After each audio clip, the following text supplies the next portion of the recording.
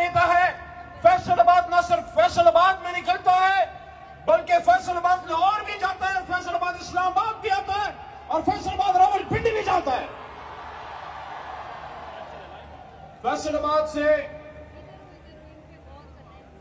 میرا ایک قلبی تعلق بھی ہے اور اس کی وجہ یہ ہے کہ میں اولیاء کرام، سب اولیاء کرام کا اپنے آپ کو خادم سمجھتا ہوں، چاہے وہ بابا فرید گنج شکر رحمہ اللہ ہو یا حضرت دادا گنج بخش ہوں یا ہمارے علاقے کے پیر بابا یا رحمان بابا ہوں، لیکن آپ کے پاس ایک ایسا صوفی بزرگ یہاں دفن ہے۔ آج بھی یہاں جلسہ گاہ سے آنے سے پہلے عصر کی نماز میں وہی پڑھ کے آیا ہوں، اور وجہ کیا ہے؟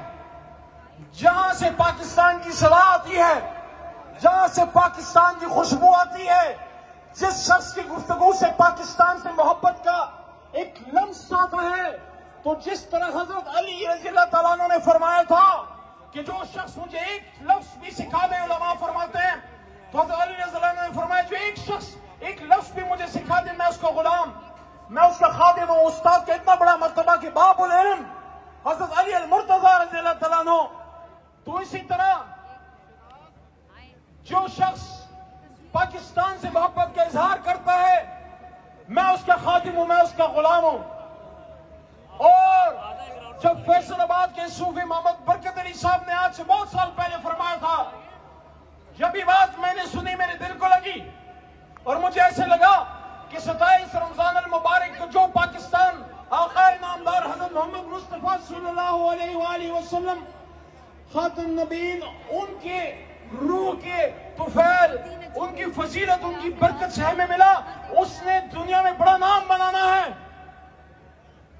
جس طرح کلمہ سب سے بڑا مضبوط کلمہ ہے، لا الہ الا اللہ سے مضبوط کلمہ کوئی نہیں، تو کیا لا الہ الا اللہ پہ بنا ہوا ملک دنیا میں کوئی بھیک مانگ سکتا ہے؟ کیا دنیا کا کوئی کمزور ملک بن سکتا ہے وہ؟ کیا اس ملک کی یہ معراج ہے کہ آج باہر سے میرے وزیر اعظم عمران خان صاحب کو آنکھ کے ابرو کے اشارے سے بٹھایا جائے اور گرایا جائے، اور میرے ملک کے فیصلے امریکہ، واشنگٹن یا لندن میں ہو، یا میرے ملک کے فیصلے اسلام آباد میں خانہ کعبہ کی برکت سے ہونے چاہیے؟ فیصل آبادیوں، آپ مجھے بتاؤ آزادی یا غلامی؟ بتاؤ مجھے آج۔ تمہارے بزرگوں نے، میرے بزرگوں نے اس سب سے لالی پرچم کی لاج رکھی۔ اس پاکستان کی بنیادوں میں شہیدوں کا خون ہے۔ کیا یہ شہید بارڈر پر اپنا خون اس لیے دیتے ہیں کہ سیاستدان سیاست کی ٹیبل پہ میدان جنگ میں جلدی بھی جنگ ہار کے دشمن کے پیروں میں رکھ دیں؟ آپ مجھے بتائیں۔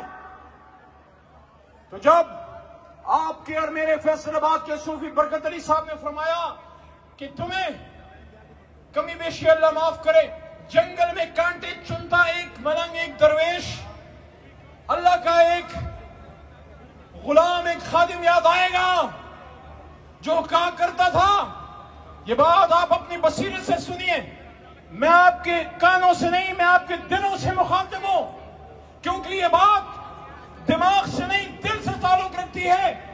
کیونکہ علامہ نے فرمایا تھا کہ دل سے جو بات نکلتی ہے اثر رکھتی ہے، دل سے جو بات نکلتی ہے اثر رکھتی ہے، پر نہیں طاقت پرواز مگر رکھتی ہے۔ تو صوفی صاحب نے فرمایا تھا کہ ایک وقت آئے گا کہ دنیا کی ہاں اور نہ کے فیصلے اسلام آباد کی ہاں اور نہ میں ہوں گے۔ اس کا مطلب یہ ہوا کہ فیصل آبادیوں، آپ، میں اور ہمارا لیڈر عمران خان، آج اگر ہم ایک کر لیں کہ ہم نے پاکستان کو ملک بنانا ہے جس کی پریڈکشن اولیاء کرام نے دی تھی، جو روحانی فیض ہے حضور نبی کریم صلی اللہ علیہ وسلم کا، اور جس طرح ہمارے زعماء فرماتے ہیں کہ یہ پاکستان کی قدر کر لو، یہ صالح علیہ السلام کی اونٹنے کی طرح اور نوح علیہ السلام کی کشتی کی طرح اہم ہے، امت مسلمہ کی نظر اس پاکستان کے لیے ہے، تو پھر ہم پہ لازم ہے کہ نہ صرف پاکستان کے اندر بلکہ پاکستان سے باہر نظریاتی اور جغرافیائی سطح پہ ہم اس پاکستان کا تحفظ کریں، اور جب بھی پاکستان پہ اغیار کی نظر پڑے اور ہمارے حکمران اغیار کے اشاروں سے گرائے اور بنائے جائے تو پھر پوری قوم کھڑی ہوگی نا، مضبوط کھڑی ہوگی۔ قائد اعظم محمد علی جناح نے فرمایا، آخری 1 منٹ میں بات اپنی مکمل کرتا ہوں، फैसल आबादियों, कायद आज़म ने फरमाया था 1942 में, 1942 में, मुझे सुन रहे हो? मेरी आवाज पहुंच रही है? और से सुन रहे हो? मेरे साथ हो ना? कहीं और तो नहीं हो ना? इधर ही हो तो सुनो। कायद आज़म ने फरमाया था, मुझसे अक्सर पूछा जाता है कि जिस पाकिस्तान की बात आप करते हैं उस पाकिस्तान के तर्ज हुक्मरानी क्या होगा? मैं कौन होता हूं पाकिस्तान के तर्ज हुकूमत का फैसला करने वाला? ये फैसला तो 1400 साल पहले कुरान अजीम शान में हो चुका। कुरान हमारे रहनुमाई के लिए तक क़यामत मौजूद रहेगा। तो क्या गुनाह किया जो इमरान खान ने मदीना की रियासत की बात की? क्या गुनाह किया जब खत्म नबूवत की बात की, जब हुर्मत रसूल सल्लल्लाहु अलैहि वसल्लम की बात की, जब एब्सोल्युटली नॉट कहा, और जब दुनिया को कहा कि मैं ताल्लुक तो रखूंगा, डिक्टेशन नहीं लूंगा? क्या आप डिक्टेशन लेने के लिए तैयार हैं? क्या आप बेगर्स हैं या खुददार लोग हैं? तो शहबाज शरीफ को सुना दो, शहबाज शरीफ को सुना दो कि हम इमाम हुसैन रज़ियल्लाहु अन्हु को मानने वाले हैं। हज़रत उमर फारूक रज़ियल्लाहु अन्हु ने फरमाया था, ए लोगों, आखिरी बात, उस्मान भाई आखिरी बात, ए लोगों, माँ ने तो अपने बेटों को आजाद जाना था, अपने बच्चों को आजाद जाना था, तुम कब से उनको गुलाम बनाने लगे? तो शहबाज साहब, जरदारी साहब, फजल रहमान साहब, ये कौम तो लालक जान की कौम है, ये तो अजीज भट्टी की कौम है, ये तो कर्नल शेर शहीद की कौम है, ये तो मेरे पेशावर की सिफत गयूर शहीद की कौम है। तुम शाहीन बच्चों को हाथबाजी का सबक सिखाते हो तो तुम्हारे लिए मेरे एक शेर ही काफी है।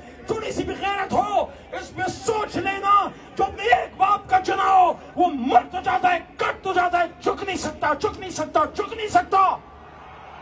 गैरत है बड़ी चीज, गैरत है बड़ी चीज जहाने तकदों में, गैरत है बड़ी चीज जहाने तकदों में, पहनाती है दरवेश को ताजे सरेदारा। पाकिस्तान, पाकिस्तान, नारे तकबीर। पाकिस्तान का मतलब क्या? तेरा मेरा रिश्ता क्या? फैसलवादियों, इस धरती से रिश्ता क्या? इमरान खान से रिश्ता क्या? पाकिस्तान का मतलब क्या? मोहम्मद रसूलुल्लाह। बहुत शुक्रिया, अल्लाह आपको सदा सलामत रखे और इमरान खान साहब का इस्तकबाल ऐसे करें जैसे कौम अपने हीरोज का करती है। और कल बात की उनकी जान, वो सबसे पहले मैं गोली खाऊंगा फिर आप खाएंगे। 22 करोड़ सीने चाक करके गोली गुजरेगी तो इमरान खान तक पहुंचेगी इंशाअल्लाह। पाकिस्तान की कौम, 22 करोड़ अवाम, पाक फौज, हमारे इदारे, हमारे पुलिस और पाकिस्तान में मर मिटने वाले बेशुमार मुजाहिदीन। इमरान खान आपका दस्तोबाजू है, कदम बढ़ाएं, हम आपके साथ हैं।